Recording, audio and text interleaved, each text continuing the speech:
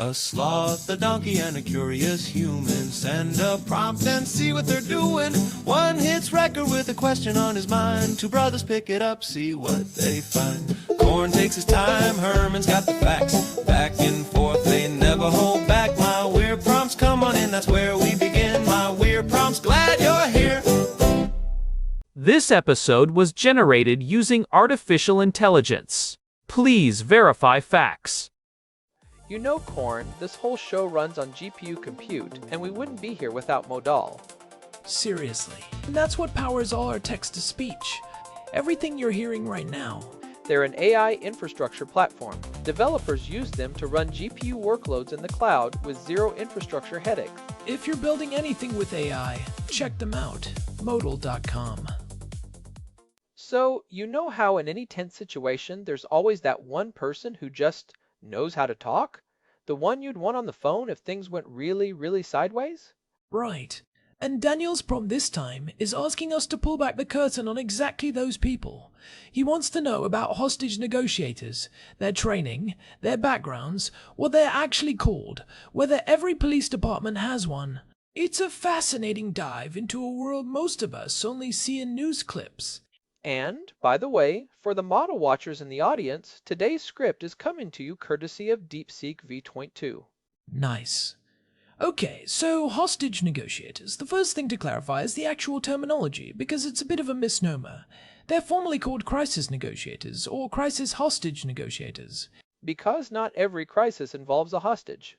Wait, no, I mean, that's precisely the point. Sorry, force of habit. The role has evolved. It's less about a stereotypical hostage in a bank vault scenario, and more about managing any high-stakes, high-emotion crisis where someone is barricaded, making threats, potentially suicidal, or, yes, actually holding someone against their will.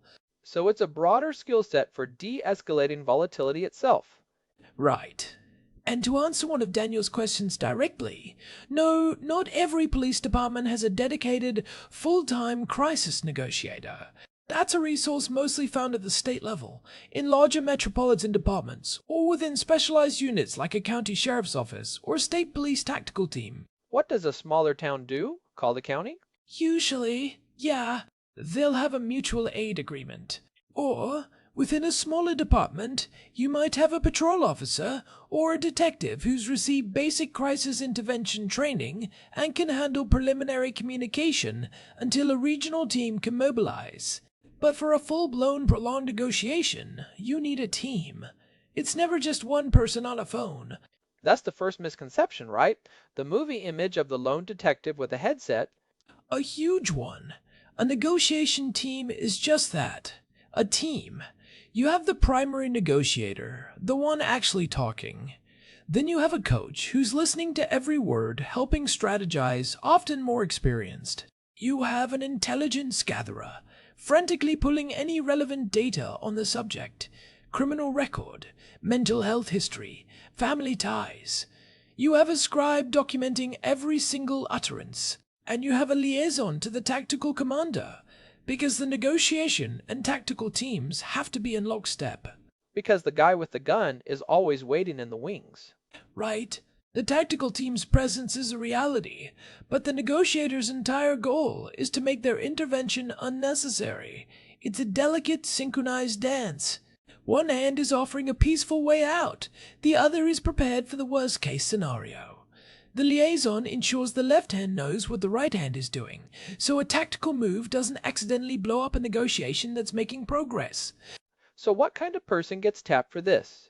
I'm imagining it's not the most gung-ho officer on the force. Not usually. The ideal candidate is often someone with exceptional interpersonal skills, patience, and emotional intelligence. They're good listeners. They can project calm. Sometimes they're detectives who are used to interviewing people. Sometimes they're patrol officers, known for being able to talk down domestic disputes. A background in psychology or social work can be a plus, but it's almost always a sworn officer, because they need to understand police procedure, use of force dynamics, and legal constraints. And then they get sent to school. Extensive ongoing school. The training pipeline is well established. It starts with a basic crisis negotiation course, usually 40 hours long.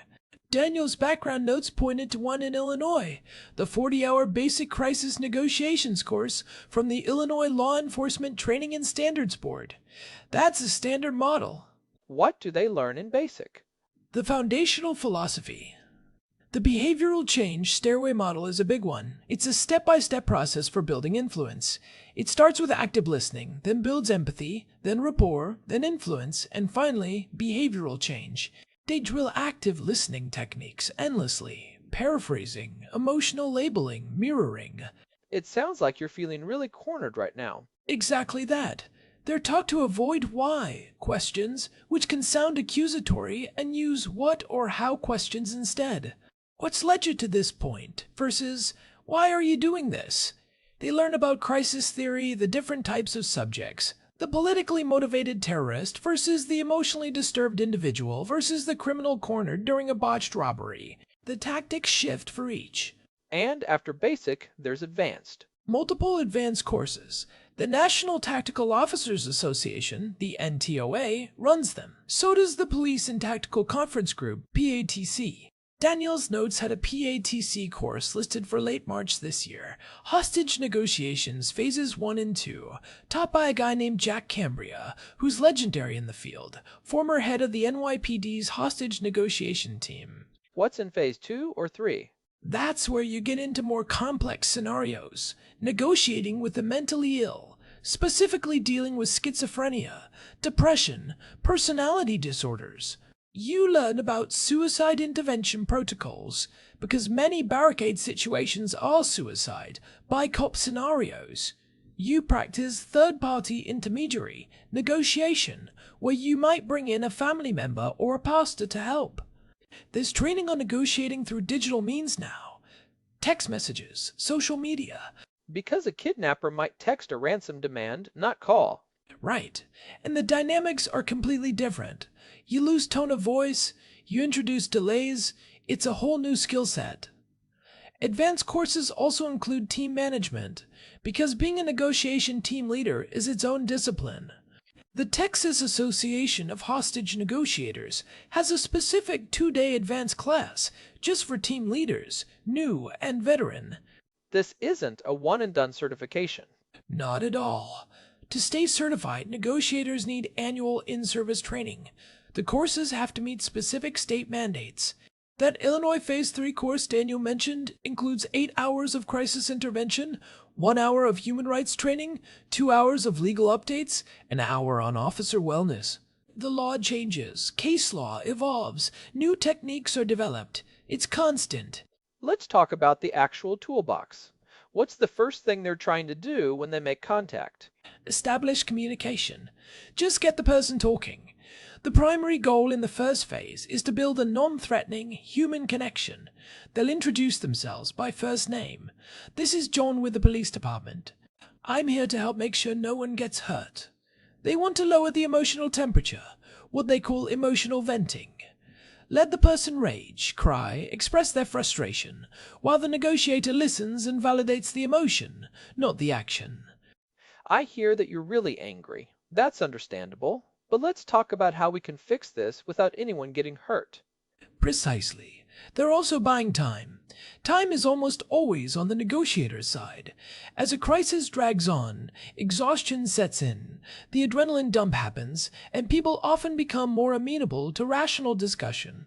The tactical team uses that time to set up containment, gather intelligence. The negotiator uses it to build rapport. What about the classic movie trope of making demands? I want a car and a helicopter. They're trained to never say no. They also almost never say yes to a substantive demand up front. Instead, they say things like, I hear you want a car. I can look into that. But first, I need to know everyone inside is okay. Can you let the woman in the room with you speak to me? They're experts at the if-then proposition. If you let one hostage go as a sign of good faith, then I can have more productive conversations about the car. They trade small, reversible concessions for big, irreversible ones.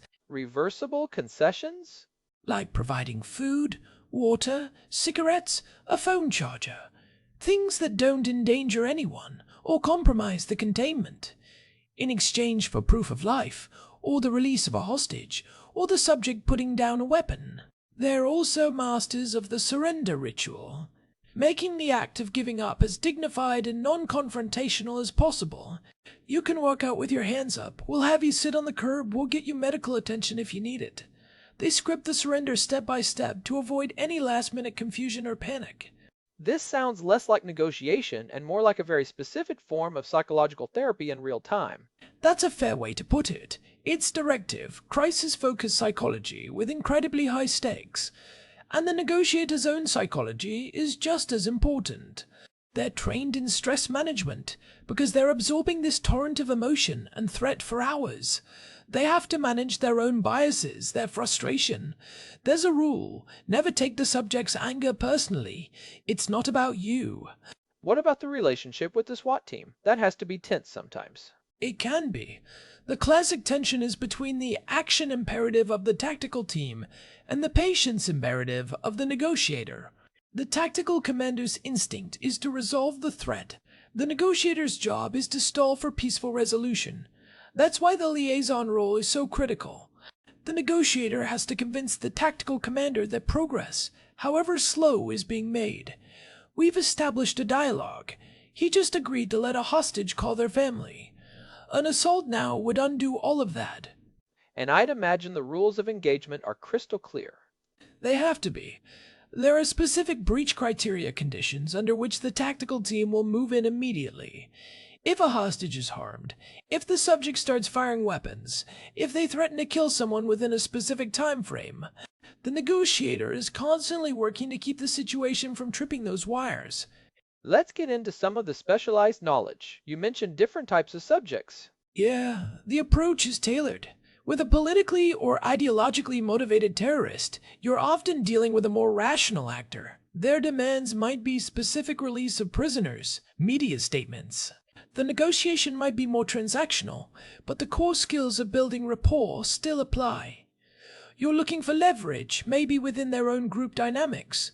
Versus someone in a psychotic break. Completely different. With someone experiencing psychosis, logic and threats are less effective. You're managing their fear, their hallucinations. You might use a third-party intermediary they trust implicitly.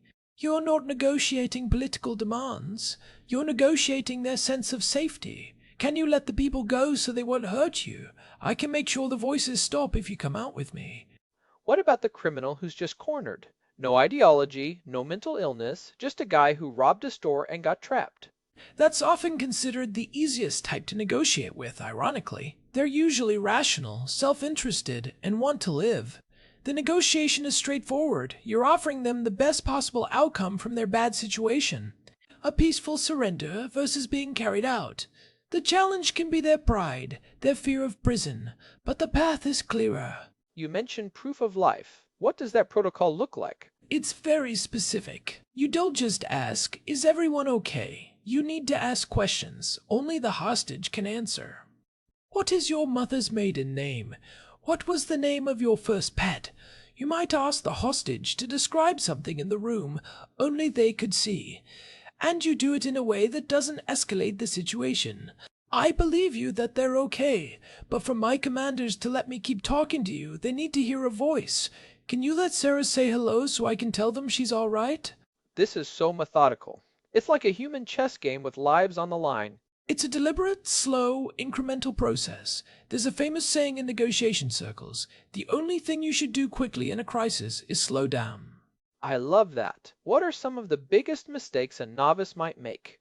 Oh, lots. Trying to problem solve too early. If you just put the gun down, we can get you help. That's solving, not listening. Making promises you can't keep. Losing your temper. Using the word surrender too early. It has a final, defeated connotation. Come out, or let's end this safely is better. Another huge one is having too many people talking. The subject needs one consistent voice to build trust with. Changing negotiators midstream can reset the whole process. How do they handle the media during one of these events? You see the satellite trucks. That's a massive complication. The negotiation team has a media blackout policy. They don't want anything going out that could inflame the subject. If the subject is watching TV in there, and they see a police spokesman saying, "We will not negotiate with terrorists," it destroys the negotiator's position. So there's a total information clamp. The PIO will give bare-bones updates without specifics. "We are engaged in a critical incident and working toward a peaceful resolution." That's it. Let's talk tech. Has technology changed the game? Dramatically. Beyond just texting, there's throw phones. Cell phones in a hardened case they can throw into a window. There's specialized equipment like the negotiator phone, a secure system that can patch into landlines. There's even research into voice stress analysis, though that's controversial. But the core skill is still the human voice. A robot can't build empathy. What about the psychological toll on the negotiators themselves? They're listening to someone in utter despair or rage for hours. It's significant. They have critical incident, stress management, debriefings, peer support. They're taught to compartmentalize, but after a bad outcome, especially one where they felt a connection to the subject, it can lead to burnout or PTSD. That's why the officer wellness component of the training is so important. You have to be able to leave it in the booth. Is success common? We only hear about the big, dramatic failures on the news. Success is actually the norm, which is why you don't hear about it. The FBI, which keeps some of the best statistics, reports that their crisis negotiation unit has about a 95% success rate in resolving incidents without loss of life. Most local teams would quote similar numbers. The vast majority of these situations end peacefully, with the subject surrendering. The news covers the one that goes wrong, not the 99 that are quietly resolved by a tired detective in a headset after 6 hours of talking about someone's childhood and their lost job. That's an incredible statistic. It speaks to the effectiveness of the training. It does. And it's a testament to the philosophy that communication, even with someone doing terrible things, is almost always preferable to violence. These negotiators operate on the principle that every person has some lever, some thread of humanity you can pull on to lead them back. Their job is to find it and pull gently. It makes you wonder about the application of these skills elsewhere, not in life or death situations, but in everyday conflicts. The core tenets: active listening, empathy building, avoiding why. Questions, not problem solving before you understand the problem. These are just good communication skills. They're taught in business negotiation, in therapy, in marital counseling. The crisis negotiator just applies them under the most extreme pressure imaginable. So what's the career path? Do you start as a negotiator and then move up, or is this a specialty you do alongside other duties? For almost all of them, it's a collateral duty. They're a detective on the Crimes Against Persons unit, or a patrol sergeant, and they're also on the negotiation team, on call for when a crisis pops up. Some very large agencies might have a full-time negotiation unit, but that's rare. It's a calling. It doesn't come with a big pay bump or a fancy office. You do it because you're good at it, and because you believe in resolving things with words. It's the ultimate argument for the power of talking. In a world that feels increasingly geared towards immediate, forceful solutions, here's a discipline that insists on patience, listening, and dialogue as the first best tool. And it works 95% of the time. That's a powerful argument right there. The next time you see a news clip of a SWAT team outside a building, remember the most important person there probably isn't the one with the rifle. It's the person in the command van, with a cup of cold coffee, listening intently, trying to find the one right thing to say to make sure everyone goes home. That's a pretty profound takeaway. The expert in de-escalation isn't the one with the most force, but the one with the most patience. Corn Poppleberry, everyone. Thanks for joining us, and thanks as always to our producer, Hilbert Flumingtop, for keeping the microphones working. Big thanks to Modal for providing the GPU credits that power this show. This has been My Weird Prompts. If you're enjoying the show, a quick review on your podcast app helps us reach new listeners. We'll see you next time. This episode was produced using DeepSeek v3.2. Text-to-speech by Chatterbox. Thanks for listening to our show, My Weird Prompts.